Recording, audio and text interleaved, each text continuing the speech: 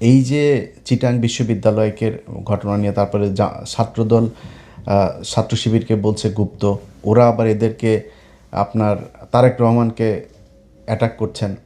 ভাই, ছাত্র শিবির বা জামাত ইসলাম, এখানে মূলত ছাত্র শিবিরই। ছাত্র শিবিরকে শুধু একটা কথা বলবো, ভাই আপনাদের সাথে গণ্ডগোল হচ্ছে ছাত্র দলের। আপনি ছাত্র দলকে কাউকে যদি কিছু, বা ছাত্র দলের সংগঠনকে আপনি যদি করেন, তাদেরকে অ্যাটাক করেন, তাদের ব্যাপারে কথা বলেন, তাদেরকে যা মনে চায় বলেন। কিন্তু আপনি তারেক রহমানকে টেনে যখন নিয়ে আসবেন, তখন দলীয় প্রধান হিসেবে সেও কিন্তু তার ধৈর্যের সীমা পার হইতে পারে। সো আপনার তারেক রহমানকে নিয়ে তো আসার তো এখানে দরকার নেই। তারা কিন্তু গুপ্ত টুপ্ত এগুলো বলছে, ইটস ওকে। আপনারা তো রাজাকার বলে নাই, আপনারা তো পাকিস্তানি বলে নাই, ওইখান থেকে তো ছাত্রদল বেরিয়ে এসছে। এটার জন্য তাদেরকে অন্তত সাধুবাদ দেওয়া উচিত। কিন্তু আপনি তাদের এইটাকে অ্যাটাক করতে যায়া তাদের সাথে মারামারি করছেন, তাদের সাথে এগুলো সব ঠিক আছে, কিন্তু তারেক রহমানকে অ্যাটাক করেন না। এটাতে দলীয় প্রধান যিনি, তার সাথে আপনার যিনি, আপনাদের দলীয় যিনি প্রধান আছেন, আমার কাছে যতটুকু তথ্য, তারা প্রতিদিন তাদের ব্যাপারে তাদের সাথে ব্যক্তিগত আলাপ হয়, মানে রাজনৈতিক আলাপ ব্যক্তিগতভাবে হয়। এবং এই আগামীকালকে সংসদে যে জামাত ইসলাম ওয়াকআউট করবে, সেটাও বিএনপি একদিন আগে জানে যে কালকে ওনারা করবেন, এবং সেটারও মোটামুটি দুইজনের মধ্যে নেগোসিয়েশনের মাধ্যমেই হয়। এখন এটার কারণ কি, এটা আপনার অনেকের হয়তো মনে হতে পারে যে জামাত ইসলাম তাইলে এরকম করে কেন। দেখেন, জামাত ইসলামের এবং বিএনপির সামনে এখন যে চ্যালেঞ্জ, সেই চ্যালেঞ্জ হচ্ছে ভারত এবং আওয়ামী লীগ। এটা যেন ব্যাক না করে। জামাত ইসলামের টার্গেট আওয়ামী লীগকে যতদিন রাজনীতির বাইরে রাখা যাবে। তারা সরাসরি বলি যে 5 বছর যদি আওয়ামী লীগ না আসে, না থাকে, কোনো কোনো সম্ভাবনা নেই, আল্লাহর রহমতে কোনো সম্ভাবনা নেই। পৃথিবীর কোনো যৌক্তিক কারণে সমান, আল্লাহ যদি ওহিন হাসিল করে কিছু করে সেটা অন্য জিনিস। কিন্তু আওয়ামী লীগের আগামী 10-15 বছরের ভেতরে বাংলাদেশে রাজনীতি করার কোনো সুযোগ আমি দেখছি না। যদি আসেও, মনে করেন 15 বছর পরে, তাদের ক্ষমতায় আসতে আরও 15 বছর লাগবে। যদি হাইপোথেটিক্যালি কোনো অকারেন্স, কোনো আকাম কুকাম যদি বিএনপি জামাত না করে, তাইলে হয়তো আসতে পারে। কারণ শেখ মুজিবের আকাম কুকামের সেই দৃশ্য কিন্তু আমরা ভিজুয়াল মিডিয়াতে তখন পিনাকি ইলিয়াসরা ছিল না। সো তাদের এই ভিজুয়াল এগুলো আপনাদেরকে দেখাইতে পারে নাই কেউ। আজকে আমরা সব কিছু আমাদের চোখের সামনে ঘটেছে। অতএব জামাত চায় তারা যদি 5 বছর না থাকে, হাসিনা অধ্যায় বাংলাদেশে শেষ। যদি 10 বছর আসতে না পারে, তাহলে আওয়ামী লীগ ফিরে আসবে, তবে ওই মুসলিম লীগ হয়ে ফিরে আসবে, জাতীয় পার্টি হয়ে ফিরে আসবে। এর বাইরে কোনো কিছু না। তারও যদি 10-15 বছর বেশি হইলে, তাহলে ওই আমতারেকের মতো বিকাশে টাকা টোকা চায়া খাইতে হবে। এর বাইরে কোনো কিছু এই দেশে কোনো সম্ভাবনা নাই, যত কিছুই করুক তারা। এখন এই যে একটা চ্যালেঞ্জ, যে আওয়ামী লীগকে যেভাবেই হোক 10-15 বছর অন্তত রাজনীতি থেকে দূরে রেখে তাদেরকে পঙ্গু করতে হবে। এটা দুইটা দল যদি মিলেমিশে না থাকে, তাহলে সম্ভব না। এখন এইখানে সরকারি দলের দায়িত্বশীলতার বিষয়টা খুব বেশি জরুরি। আমি প্রথমে শিবিরকে যেমন বললাম, ছাত্র দলকেও বলি, ভাই বাংলাদেশের ইতিহাসে কোনো দিন শুনেছেন আজকে জামাত ইসলাম যেই সহনশীলতা আপনাদেরকে দেখিয়েছে এই নির্বাচনে? আমার মানে জামাত ইসলামের বাইরে, আমি তো জামাত করি না, বাট আমি জামাতের বাইরে জামাতকে আমি পছন্দ করি, তাদের হয়ে আমি নির্বাচনে কাজ করেছি। জামাতের বাইরে যদি সবচেয়ে বেশি জানে, সেটা মনে হয় আমি জানি।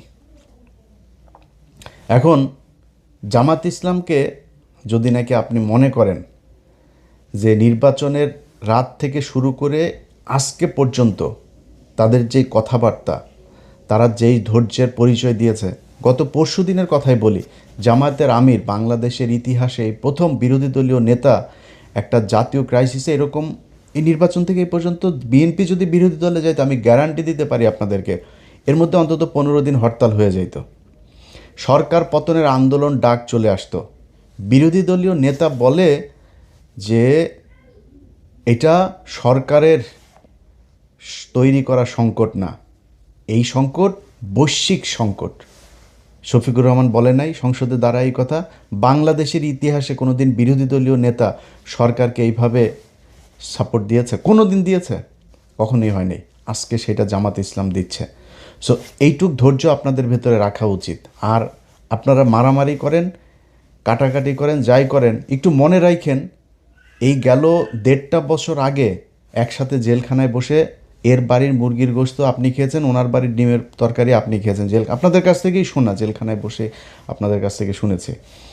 সো আপনাদের দুইজনের গন্তব্য এক ছিল, ধান খেতে একসাথে মশারি টাঙিয়ে ঘুমিয়েছেন আপনারা, জামাত শিবির একসাথে বসে, মানে শিবির ছাত্রদল একসাথে বসে।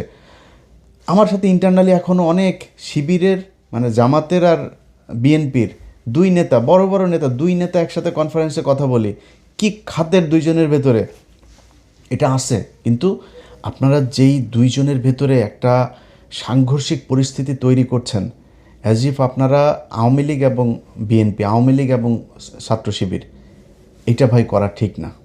আপনাদের ভেতরে সমস্যা থাকবে, 15 বছরের চিত্রগুলো একটু মাথায় নিয়ে আসেন, নিয়ে এসে তারপরে এই দ্বন্দ্বগুলো করেন। দ্বন্দ্ব থাকবে আপনাদের ভিতরে, দুই পক্ষের এক রকমের চিন্তাভাবনা হবে না।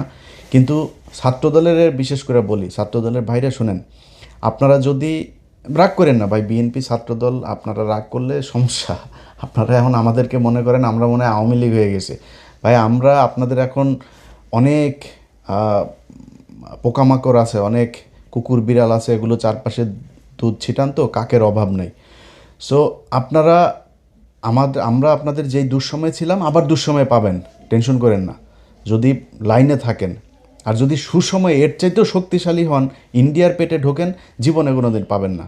সো আপনাদেরকে শুধু একটা কথা বলি, আওয়ামী লীগ যেই স্টাইলে বিশ্ববিদ্যালয় চালিয়েছে ছাত্রলীগ, সেই একই স্টাইলে যদি আপনারা এই টেন্ডারবাজি, সেই আপনার ওই guest room test room culture, আপনি সেই রিগিং টিং সব এই যদি আগের মতোই যদি শুরু করেন, তাইলে কিন্তু ভাই অবস্থাটা সেই ছাত্রলীগের মতোই হবে। সামনাসামনি অনেকে কিছু বলতে পারবে না, সবাই শিবিরের সাথে যোগ দিয়ে আপনাদের সাথে গ্যাঞ্জামও করবে না, কিন্তু মনের ভেতরে ঘৃণাটা থাকবে। আপনি দেখেন এই ছাত্রলীগ বিশ্ববিদ্যালয়, পুরো বিশ্ববিদ্যালয়টাকে তাদের বিরুদ্ধে খেপিয়ে তুলেছে 15 বছরে। তারা বুঝতেই পারে নাই এই পরিস্থিতি যে হবে, এটা কিন্তু তারা বুঝে নাই। তারা কি করেছে, তারা তাদের মতো করে চলেছে। আরে বাবা, বিশাল ছাত্রদলের ওই যে সভাপতিটা ছিল ঢাকা বিশ্ববিদ্যালয়, এখনও মনে আছে, কালো চশমা চোখে দিয়া, কোথায় তোরা? সাদ্দাম, এই যে এরা টোকাই মোকা, এগুলো কোথায় এখন? কোনো দেশের মানুষ তাদের পক্ষে নাই। এই হচ্ছে অবস্থা। এটা কেন হয়েছে? আপনাদের কারণে হয়েছে। এখন আপনারা যদি আজকে যদি সেই ছাত্রলীগের মতো আচরণ করেন, তাহলে কিন্তু আপনাদের প্রতিও মানুষ এভাবে বিষিয়ে উঠবে।